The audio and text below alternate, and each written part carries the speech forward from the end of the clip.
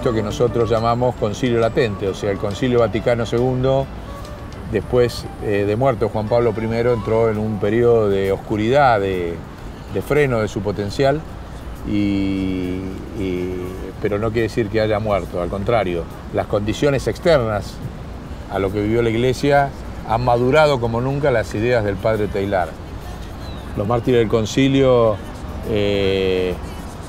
fueron muchos y diversos, digamos. Uno podría ubicar a los hermanos Kennedy, que fueron los primeros presidentes católicos de Estados Unidos, activos participantes del Concilio Vaticano II, a favor del Concilio Vaticano II, hasta nuestros mártires argentinos como Monseñor Angelelli, Ponce León, el padre Carlos Mujica y todas las monjas y curas desaparecidos durante la dictadura por seguirla coherentes con el Concilio Vaticano.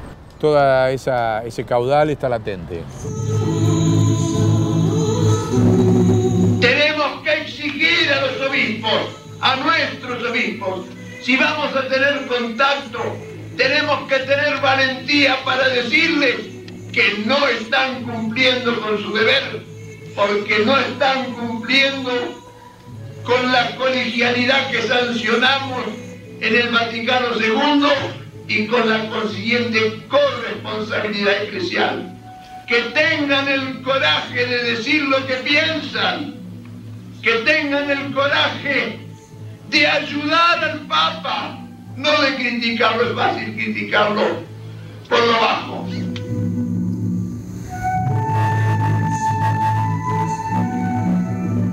Io credo che il segno dei tempi di oggi è la divisione tra il nord e il sud del mondo. Ai tempi del concilio era piuttosto quella dell'est e dell'ovest, e allora da parte della Chiesa in tutto il mondo c'era la preoccupazione del marxismo, dove la parte più ricca e potente cerca di aumentare i propri privilegi a danno della maggioranza più povera. Ese día, Cámara me dice que el Vaticano tenía que desprenderse de todas las riquezas y que se las pasase a las Naciones Unidas. Que la Iglesia no tenía por qué tener todos esos museos y riquezas y joyas y qué sé yo. Allora le catacombe, che questo segnale fosse l'inizio di un rinnovamento, di un modo nuovo di vivere bene il cristianesimo. Primera prédica de Jerónimo de la Populorum Progreso la hizo en el Teatro Roma, en Avellaneda, y nos vinieron a avisar que estaban quemando la curia. Era por la Populorum Progreso, porque planteava todo un cambio. E il Papa poi ha fatto un'enciclica che è stata la Populorum Progresso 1967, che è il frutto di questo lavoro della Chiesa dei Poveri. Tant'è vero che è un'enciclica molto forte, perché cominciava a dire che è lo sviluppo dei popoli, ecco, quello che conta, il vero nome della pace.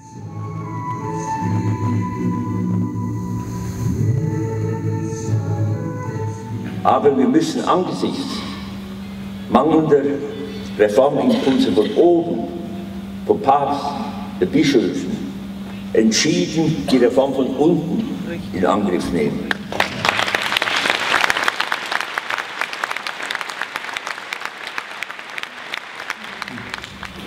Nosotras las mujeres somos ministerio, somos servicio. Entonces, la pregunta de ¿será del espíritu que está clamando que la mujer pueda ser ordenada? Tu pregunta. Yo digo, yo creo que el espíritu lo que está pidiéndonos y urgiéndonos, así como lo dicen ustedes, es que de una vez por todas nos tratemos como hermanos y hermanas. Buscar que la mujer se ordene es empoderar lo que ya no tiene poder. O sea, no sé si me explico. Buscar que la mujer sea sacerdote, sea sacerdotisa, así como está hoy, no. Eso no queremos. Y nosotras ya somos ministras, somos sacerdotisas, somos profetas, lo somos. Weiter die Frage nach den drängenden Reformaufgaben von der Geburtenregelung über Mischehen und Ehescheidung bis hin zur Frauenordination, Zwangszölibat und dem daraus folgenden schrecklichen Priestermangel. Haben Frauen mehr als in Deutschland auch über eine geleitete Funktion, Pfarreiinitiative. Sie fordern im Grunde nur das, was sie schon machen. Sie machen gar nichts Neues daran. Selbstverständlichkeit. Sie geben schon die Kommunion. Hoy continué tomando rumbo a mi región, clavando señas, descifrando encrucijadas. Mi cuerpo sigue practicando su cuestión, cruje mi hueso y se hace la palabra. La primera pregunta es con respecto a la posibilidad de paz entre las religiones. Como vemos que se sigue utilizando a la religión para la violencia, ¿cuál cree usted que son esas verdades que todavía están ausentes en el diálogo entre las religiones? Es claro que las religiones no son idénticos. Tienen una dogmática diferente, la fe es diferente, pero es necesario ver qué hay en común, y eso es especialmente en materia de cómo vivir, dunque la ética. A pesar de todas las diferencias en la fe, en la dogmática, es posible vivir en junto, vivir en paz. ¿Por qué? Porque las reglas éticas son las mismas en todo el mundo, en todas las tradiciones. Eso no es una cosa accidental. Yo no sé bastante sobre los indios en América Latina, pero sería interesante en qué senso ellos aceptan desde siglos y siglos estos 4 imperativos éticos para vivir veramente humanamente. No matar, no mentir, no robar y no abusar la sexualidad.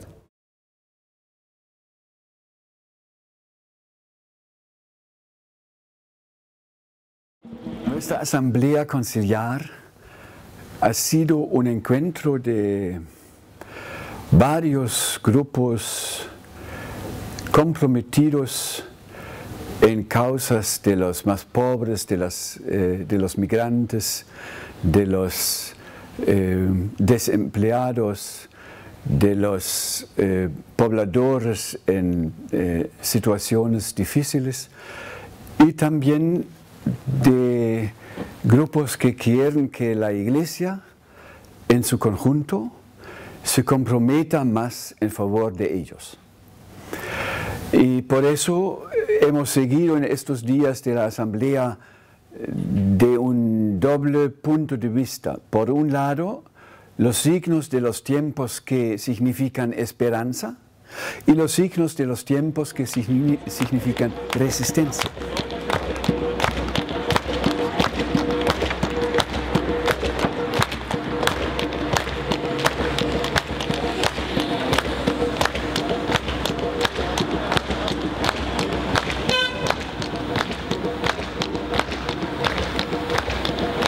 Lo que nos fascina de la teología de la liberación es que une la teoría con la práctica, donde podemos participar en luchas políticas y tomar estas experiencias que tenemos de la participación. Verändert haben. Hay encuestas a nivel alemán, ¿verdad?, que muestran que 80% de los católicos, las católicas, quieren una otra iglesia. Für eine andere Kirche sind. Nosotros pensamos, ¿no?, que la esperanza está en los chicos. Decimos nosotros, ya pasó el tiempo de los elefantes, ahora es el tiempo de las hormigas. Los elefantes ya no hay, o sea, los elefantes eran los grandes partidos, las grandes instituciones que manejaban mucha plata, ¿no? Incluso Cáritas, incluso organizaciones financieras, las hormigas, ¿no? Son los más eficaces, o las abejas, o las arañas, ¿no? Que son la fuerza de las hormigas está en su organización, ¿no? Entonces, destruir al enemigo, destruir a estas grandes nacionales, se va a hacer a través de pequeñas acciones. Y las arañas son las redes. Entonces, mártires, ¿quiénes son o han sido? Y serán, por lo que veo, ¿verdad? Aquellos que han tenido un gran amor. Por eso, ¿qué significa para la teología de liberación? Pues no hay más que verlo. Aquellos que han tenido un gran amor, que por ese amor lo han expresado masivamente en defender a los pobres y a las víctimas, que son millones en este mundo, ¿verdad? Y que por defenderlas fueron asesinados. Puebla dice que Dios a los pobres y oprimidos los defiende y los ama, pero en primer lugar toma su defensa, ¿verdad? Y luego de los pobres, pues son centenares y miles, que cada uno a su modo, algunos organizadamente y por lo tanto introduciendo problemática social y política, pero otros simplemente estando allí, molestando al poder con su presencia, ¿verdad? Desenmascarando la farsa, en el caso de El Salvador no hay que decirlo, ¿verdad? Entre nosotros, quizás el nombre más conocido es el de Monseñor Romero, ¿verdad? Pues Monseñor Romero dijo, Gloria Dei Vivens Pauper, ¿verdad? Que el pobre, el oprimido, ¿verdad? El que no da la vida, por supuesto, que llegue a vivir. Cuando eso haya, entonces Dios estará en su gloria. Pero ¿qué asuntos tenemos entre manos, ¿verdad? La vida de la gente. Y no es que seamos oprimidos, somos ignorados, eso es así. En una civilización de la riqueza, ¿en qué consiste el motor de la historia? En acumular, sea como sea, semillas, semillitas, aviones, avioncitos, en acumular. Disfrutar, algunos, de eso que han acumulado. Según la cual, lo que mueve la historia, ¿qué es? Satisfacer las necesidades básicas. Y el sentido de la historia, ¿cuál es? La solidaridad. A ver si repensamos, no pensó mucho en la totalidad como tú lo haces, pues porque no le dio tiempo, creo yo, pero sí repensó la totalidad, por lo menos países como El Salvador y ese mundo. Con otros congresos de teología, yo sí veo que hay continuidad porque hay un montón de gente, ¿verdad? Que a mí me encantó. Bueno, no es ninguna tontería. Como dices, estamos vivos. O sea que algo hay en todo esto que comenzó cuando fue Medellín, que sigue. Es que el amor, la compasión, la misericordia, todo eso, la generosidad, el salirse de uno mismo, el olvidarse de uno mismo alguna vez, ¿verdad? Que eso produce vida. Y al que ha sido bendecido un poquito, ¿verdad? Con todo eso, eso mismo le anima a seguir, ¿no? Y que los negros que llegaron a América Latina, al Caribe, trajeron consigo una profunda experiencia religiosa, no muy reconocida por lo que fue una teología colonial esclavista.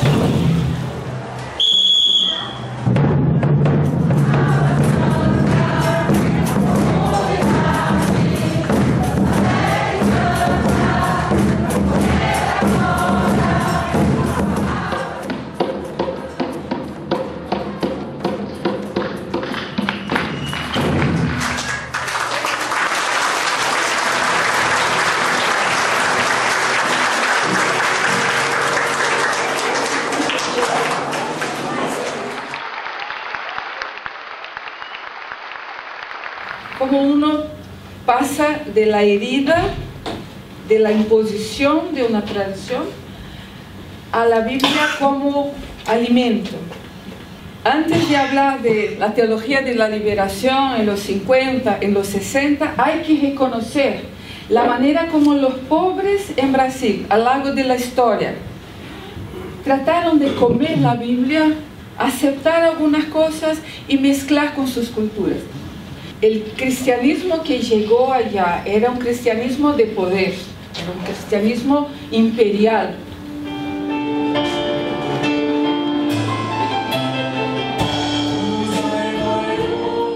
Tierra y humanidad es una única cosa.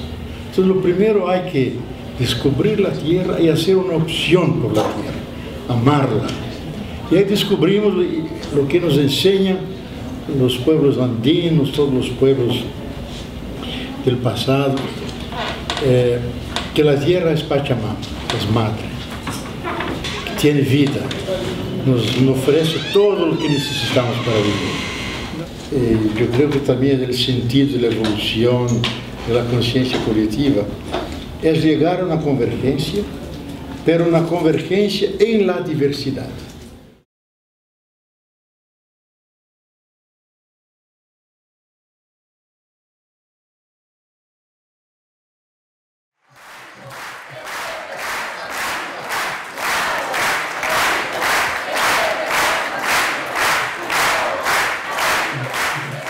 Ahora pediré a las mujeres de esta asamblea que han trabajado durante 50 y 40 años respectivamente a que se pongan de pie.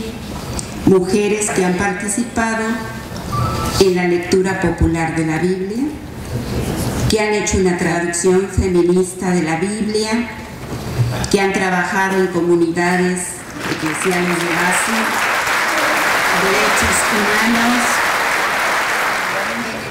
Entonces yo creo que en nuestra iglesia estamos viviendo el drama, la tensión, la dificultad de un cambio real de paradigma. Y entonces yo creo que la iglesia no puede solucionar los problemas, no sabe muchas veces qué hacer, pero nadie le quitaría tener una voz más profética, por lo menos ir adelante y no ir como a veces atrás. Movimiento Elder Cámara por un nuevo concilio, por la paz entre las religiones y los hombres. Necesidad ética de un nuevo concilio. La humanidad está en un vertiginoso proceso de mutación social e individual. Nunca antes en la historia se enfrentó a tal velocidad de cambios cuantitativos y cualitativos.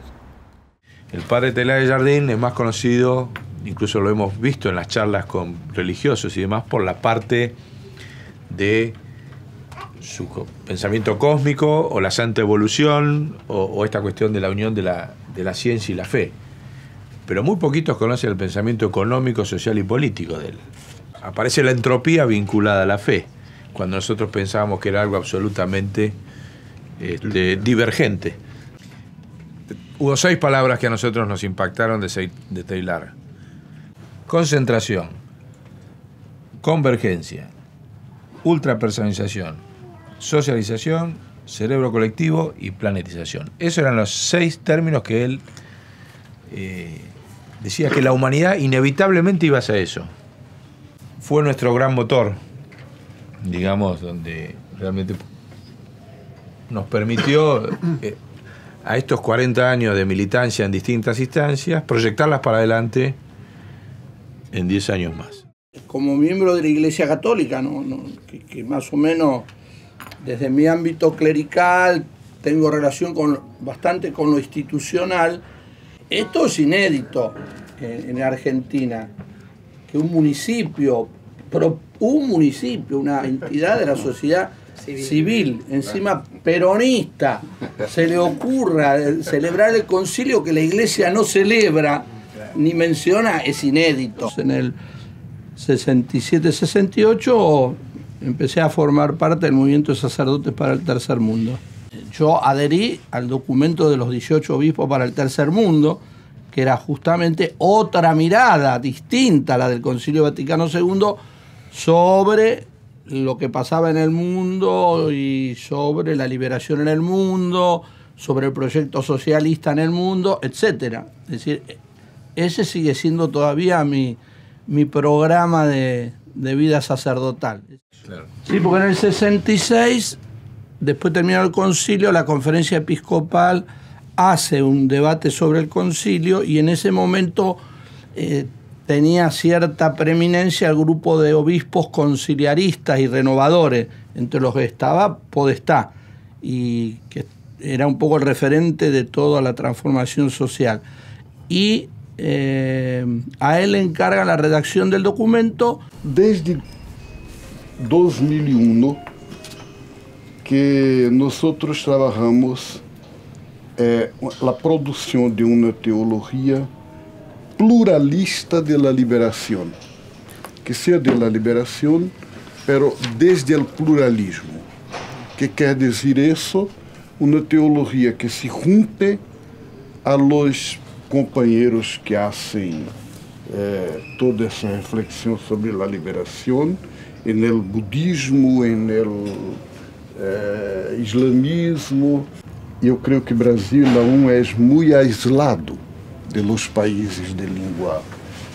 E vengo por isso, para estrechar os laços, para dizer somos uma única pátria, estamos caminhando juntos. E quando logramos assim que a igreja seja sínodo, quer dizer juntos, e juntos democraticamente, então sim logramos uma coisa nova. No espírito do concílio, há alguns elementos importantes. Todo o século XX foi fermentado por movimentos laicos em la igreja e movimentos de base. A grande revolução eclesiológica do Concílio Vaticano II foi a eclesiologia das igrejas locais. É uma igreja em si, com sua autonomia, com seu rosto próprio, com sua capacidade e em comunhão. Me gustaría citar por sobre todo, dentro de toda la historia del diálogo islamo-cristiano, el encuentro de San Francisco de Asís con el sultán Malik al-Kamel en el marco de la Quinta Cruzada, cuando se refiere al encuentro que tiene San Francisco con el sultán, en la que el sultán, entre las series de intercambios que hubo, le pregunta cómo puede ser que los cristianos que hablan de amor hagan la guerra.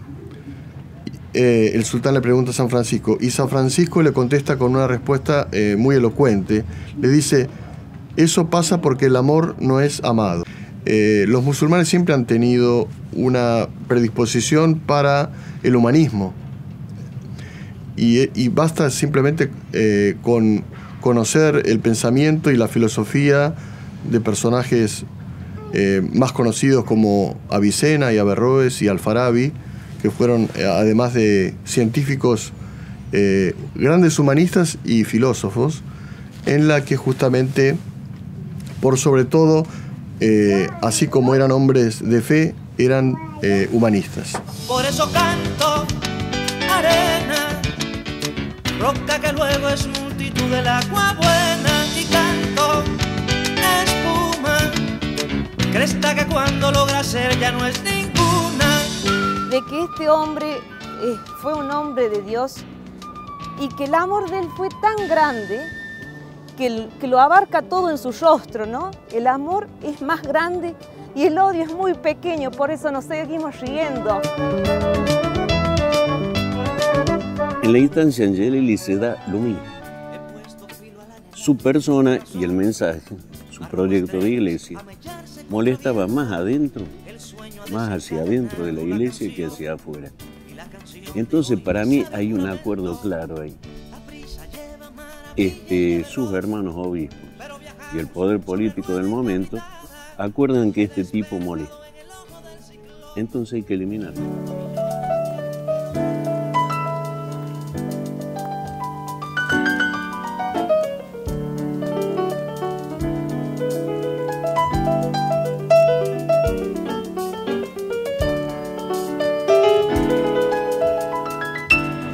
Estás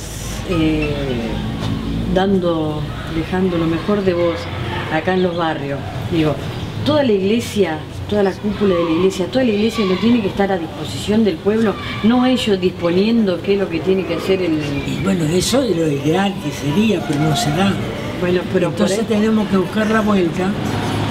Los curas para el tercer mundo también hicieron muchas cosas interesantes. Hay anécdotas a montones. Entonces, los hijos de la luz sean astutos como son astutos los hijos de las tinieblas.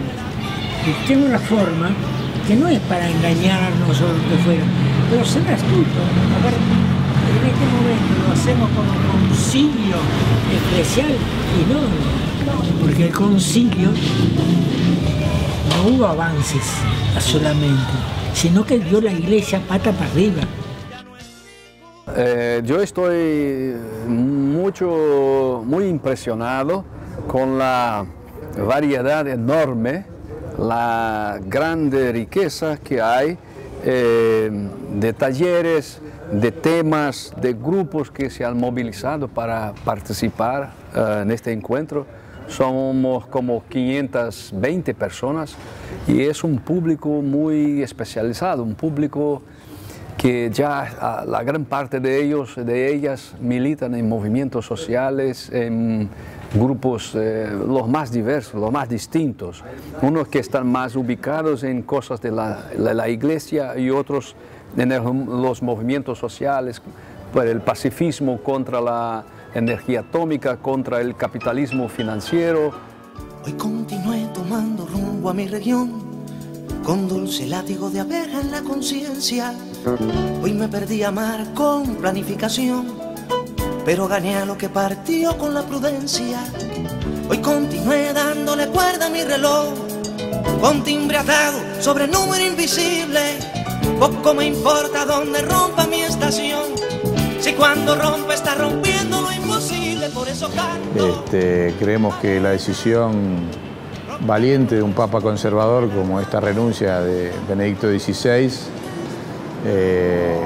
significa una situación para la Iglesia bastante, en gran medida, análoga al coraje de Jesús cuando entró al templo y pateó la mesa de los mercaderes. En ese sentido y con ese espíritu de esperanza y de posibilidad que abre esta decisión, abre la posibilidad de que el pueblo de Dios y la institución se reconcilien. Durante las últimas décadas se ha ido produciendo una brecha cada vez mayor entre el pueblo de Dios en marcha y una institución que perdió el espíritu del Concilio Vaticano II. Con el movimiento del Der Cámara, desde acá de Argentina, hemos elevado una propuesta a los cardenales para el cónclave, que va a elegir el nuevo Papa, que consiste en que sean levantadas todas las sanciones y prohibiciones que dispuso la Iglesia en las últimas décadas a curas, teólogos, monjas, obispos, tanto vivos como que ya hayan fallecido. El espíritu de esta iniciativa es que se termine el miedo dentro de la Iglesia. Seamos honestos, hay mucho miedo dentro de la institución a estas sanciones. No son libres de decir obispos, curas, monjas, lo que sienten, lo que piensan. En el cónclave, en el marco de una interpretación del derecho canónico que es posible, levanten todas esas sanciones, levanten todos esos castigos y de esa manera poder mandarle una señal, no solamente interna a la Iglesia, sino a toda la humanidad y a todas las otras religiones e instituciones de la humanidad, de que una nueva etapa ha empezado, con una gran esperanza. La humanidad está frente a una gran oportunidad. El padre Teilhard de Chardin, hace casi 80 años ya lo pronosticó cuando habló, entre otros temas, del proceso de enrollamiento común de la materia y con eso su evolución hacia saltos de espíritu, del espíritu cada vez mayor y saltos de conciencia cada vez mayor. La biologización de la economía es un concepto que nos deja también el padre y que es central para reemplazar esta crisis financiera mundial que se está viviendo ya, que es el fin de la economía monetaria, aunque no sea asumido. Entonces, este tipo de debates que encare un nuevo periodo, en este nuevo periodo la Iglesia, este nuevo papado, es una esperanza. Lo que estamos planteando es un curso de acción que vemos como convergente, como convocante a los distintos sectores de la Iglesia. Puede plasmarse en lo que también le presentamos como un papado, que este sea un papado, nuestro deseo es que este sea un papado de la paz y la sinceridad en el mundo. Hoy los pronósticos de lo que escribió el padre Teilhard de Chardin permiten decir que están todas las condiciones, tanto materiales como científicas como espirituales, para poder actualizar ese pensamiento y llevar adelante un papado de estas características, basados en poner el cuerpo para lograr la paz, no en declamarla, que pongan el cuerpo en los distintos lugares del mundo donde se están desarrollando guerras, la mayor parte de ellas en nombre de las religiones, y a partir de eso, de ese salto que da la Iglesia, de estas dimensiones, podría pasar a tener una autoridad moral muy fuerte sobre el resto de las instituciones del mundo y de las religiones.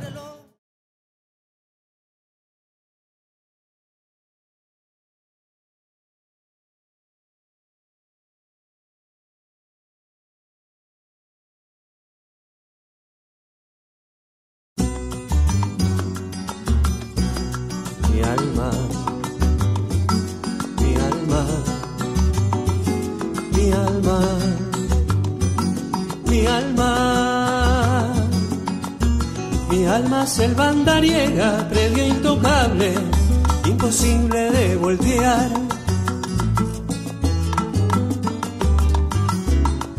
Porque ella ha dormido en parques, en los portales, y no ha podido callar.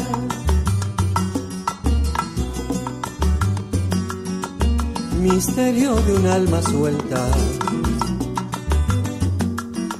los años que voy llevando, galopando, desatando. Mi alma, mi alma, mi alma.